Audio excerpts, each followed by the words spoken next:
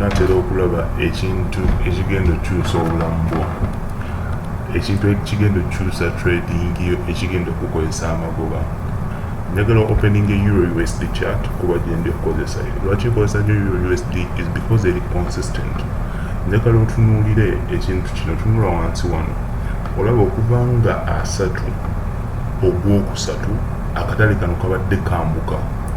Okumanya akatale kabadde kambuka osobola okubawo layini, ogenda mu objects, line ojja gisanga eno gye bayita trend line. Trend line ogikuba okulaga direction y'akatale. Akatale kano okuva mu Gwokusatu nga 31 kabadde kambuka.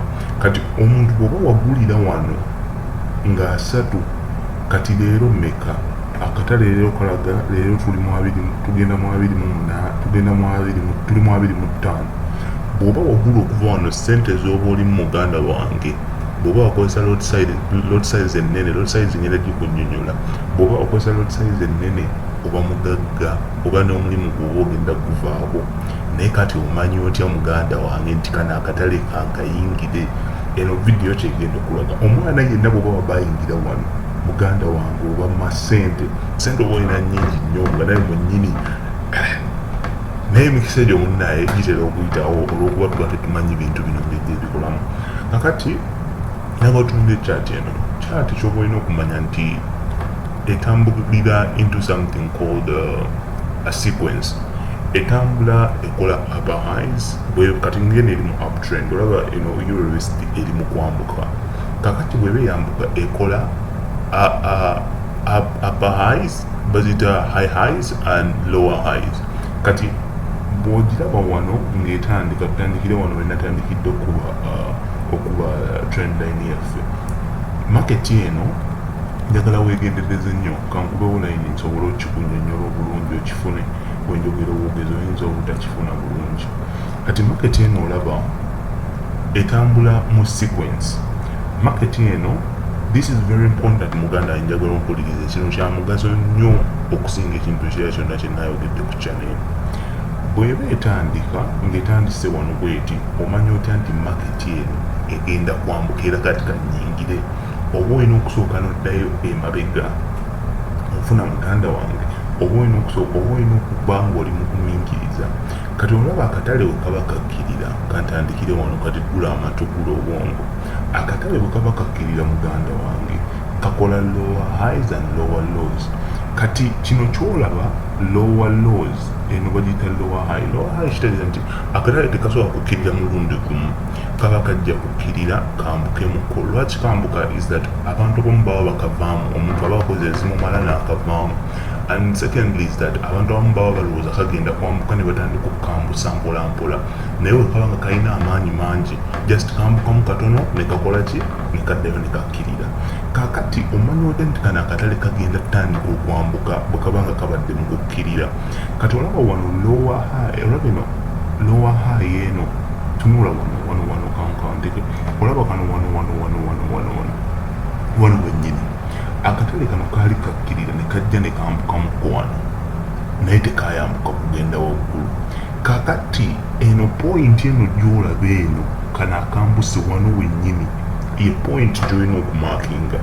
Akatale bwe kaddamu ne katandika okwambuka ne kayambuka ne kayisa eno point eno ebanga resistance. Bwe kayisa eno point muganda wange, ekyo kiba kikulaga nti kano akatale kagenda kwambuka ate tekagenda kudda mu kukkirira paka nga kalina resistance gye kasanze.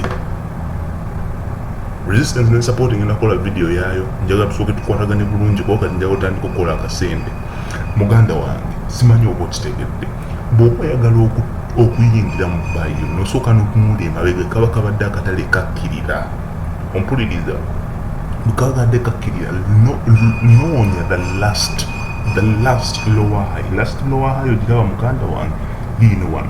Akatale kano bwe kagiyisamu bwe kati, ompulira ne kagiyitamu bwe kati ne katadda kudda wansi kukkirira, kiba kiraga nti tugenda kubayinga akatale kano kagenda kwambuka. Eyo si gino yokka ekumala tugenda kukola ki, kasita kasaza mu lower high eno ne kagiyitamu bwe kati muganda wange yingira bayi nagambye kiba kitegeeza okukkiriza akatale kagenda kwambuka seero, kiba kitegeeza okukkiriza akatale kagenda kukola ki, kagenda kukkirira. Kati bwe kaba kamaze okuyisa lower high eyo yingira into a buy. Wano omwana yenna yali ayingidde into a buy ku pointi wano wennyini wano. Muganda wange wandibadde mu ssente kuba wano wennyini wenkugambidde muganda wano somewhere here. Singa sente z'oyodde katale kano zimanyi muganda wange. Kakati akatale eyo signal yokka eba ekumala oba okitegeera. Kakati akatale kano era keeyongera nga kagenda kakola sequences. Bwe kaba kamaze okuyisa lower high ewedde katandika okwambuka nga wekakkiriramu, kambuka nga wekakkiriramu. Kati kayambuka wano ne kakkiriramu somewhere here, kakola kyebayita higher low kitegeeza kali mu kwambuka nga bwekakkirira, that is a higher low. Kakati kagenda kambuka nga bwekakkirira, kagenda kambuka nga bwekakkirira. Kati muganda wange omanya otya nti kano akatale kankaveemu? Tugambe nti wano waguze, linda kutono, tugambe nti wano waguze wayingidde kuba tubreakinzeyo resistance ne supporting era kukolera video byayo. Kati bw'oba kayingidde omanya otya nti kati yene essaawa ey'okukavaamu? Kati muganda wange weetegereze, wuliriza wano, njagala owulirize bulungi omanya otya nti kati nkozi ezimala kankabuukemu. Akatale kano kagenda kakola kambuka nga wekakkirira, kambuka nga wekakkirira, onfuna kambuka nga wekakkirira, kambuka nga wekakkirira. Naye muganda wange akatale kano bwe kambuka ne kakkirira, buli we kambuka nga kakkirira njagala omakinge points ezo. Kati wano kayambuka ne kakkirira, point eyo njagala ogimakinge. Tugende ku point endala. Akatale kano kambuse ne kakkirira, point eyo gimakinge. Kakati kazzeemu ne kambuka ne kakola katya ne kakkirira, point eyo eddako nayo gikole ki, gimakinge. Kakati tugenda tumakinga.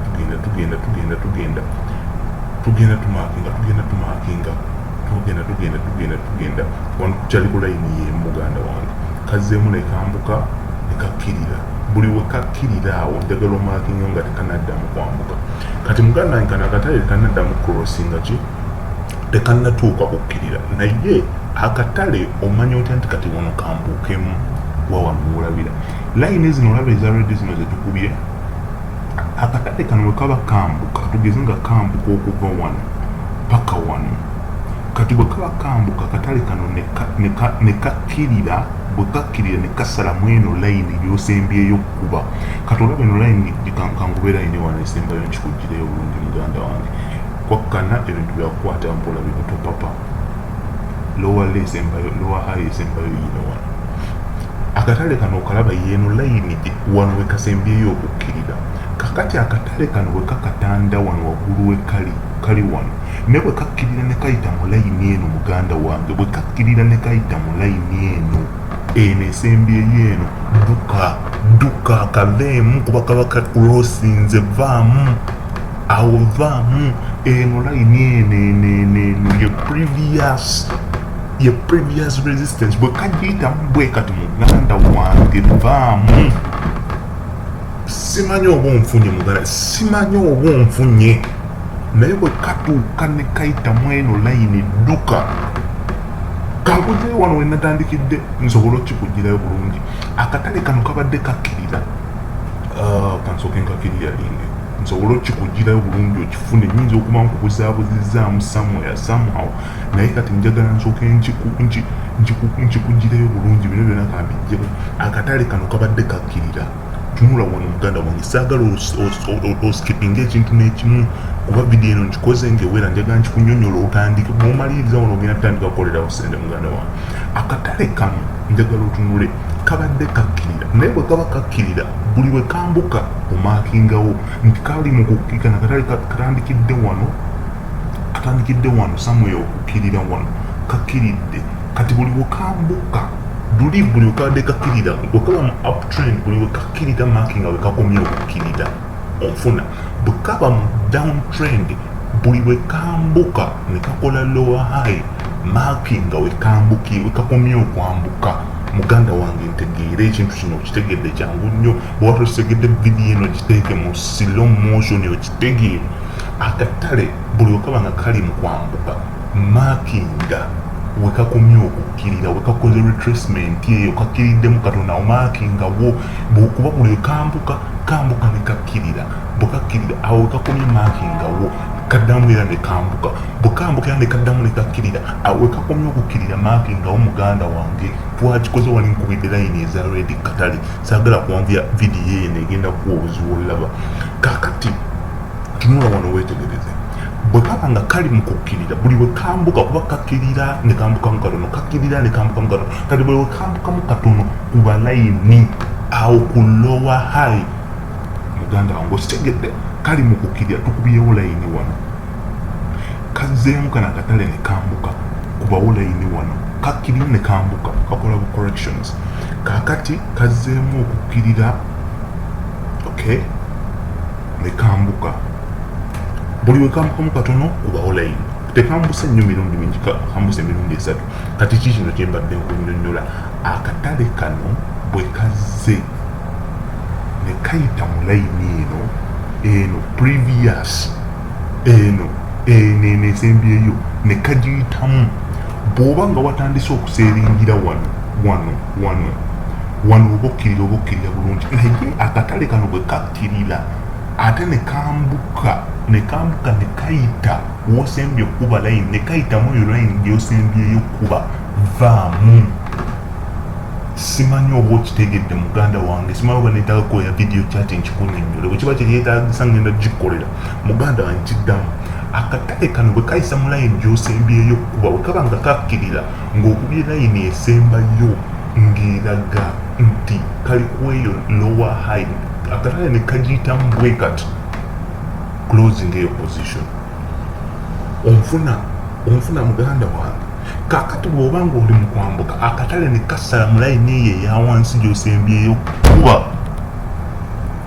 kaveemu kuba kaba kagenda kyusa direction kaba kafunye amaanyi agakasobozesa okubreakinga the previous resistance oba support ngenda kukolera video ku support and resistance kino nakyo tukigale osobola okuba nga osobola okukola sente eno video ey'amaanyi gye nakasinza okukola era negenda kyusa obulamu yeno secret gyenkozeseza okukola sente katale okumala emyaka 5 nkikuwadde bwereere video zonna ezigenda okuddirira zigenda kuba zirotatingira ku eno point mugana nga point eno bwoba togitegedde nyamba ombuzi wowe otategedde kuba this is crucial and very very important wano wokolera sente bano boolaba bonna bakutunza zi strategy abaana bwogenda ku internet bakubuuza ku strategy this is the only strategy nkikuweredde kubeerere munauganda audience video eno nkikoze mu Luganda strictly abaana bannayuganda muganda wange wotategedde mbuuza kino ekyama ekigenda okugaggawaza mu forex kyokka teri kirala ndikuweredde bweredde plain free bwereere